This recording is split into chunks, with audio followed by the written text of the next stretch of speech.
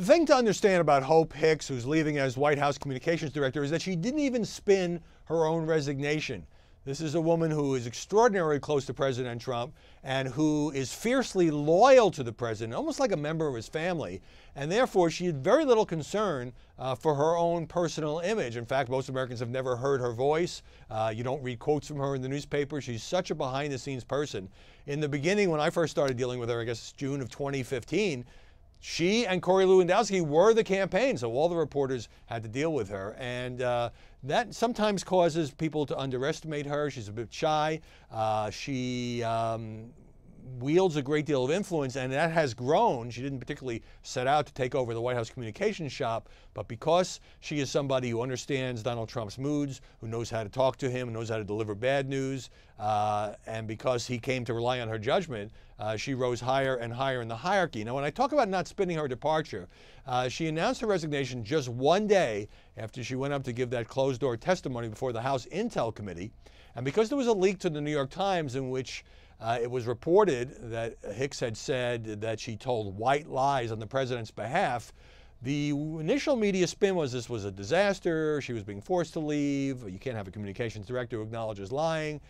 There's a bit more to it than that. First of all, she was and is utterly exhausted after 3 straight years of going around the clock for Donald Trump. Beyond that, a Republican congresswoman was later quoted as saying, no, she said that she never lied about the Russia investigation, which of course is the focus of that closed-door testimony, and that somebody asked her, well, have you told white lies?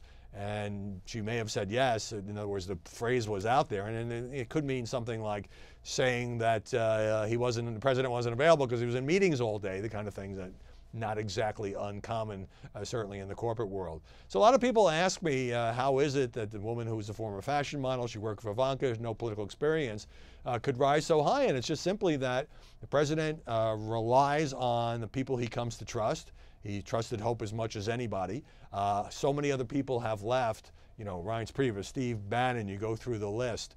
Rob Porter, for example, and she got caught up in that bit of ugliness, as well as so many other folks, Scaramucci. I mean, you just sort of lose track after a while.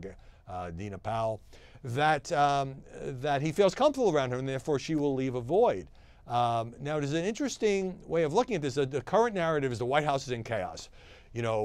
President's fighting with his attorney general, as I spoke about yesterday. Jared Kushner had his security clearance downgraded. The president just started a trade war. He's holding his meetings on gun control. Hope is leaving. How is he going to survive not being surrounded by any of the original cast? Well, there's 2 ways to look at that. I mean, it may be the presidency will become a bit of a lonelier place for Donald Trump. And it may be that he will miss her counsel, although if the past is any indication, he still talks to Reince, he still talks to Corey, he may well still be talking to Hope as well. But beyond that, the White House in the past has been sort of torn apart by so many feuds and self-destructive leaking and finger-pointing that this original team, whatever talents the individual people may have had, I mean, a lot of them just didn't like each other, and they kind of fought out their wars in the press. You see some of this now is John Kelly trying to force Jared Kushner out, or Jared and Ivanka down on Kelly, and all that. Some of this never ends. The press loves this stuff.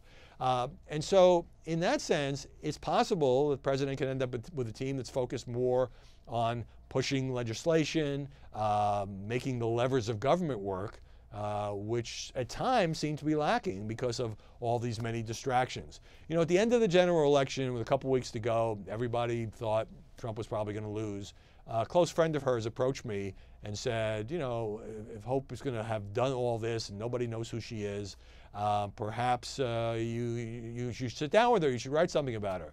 So I said I was willing because I think she's an interesting story. She remains an interesting story because she's such an enigma to the outside world. But she didn't want to do it. She didn't want to cooperate, even though she thought she might be moving on. She really has never tried to make it about herself. Now, she made mistakes. She got caught up in the whole Don Jr. And the Russians meeting and how that was spun. She's had to deal with Special Counsel Robert Mueller.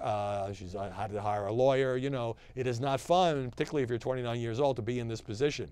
But I think a lot of people underestimate the impact of Hope Hicks, and we'll see what a void she leaves when indeed she leaves the White House.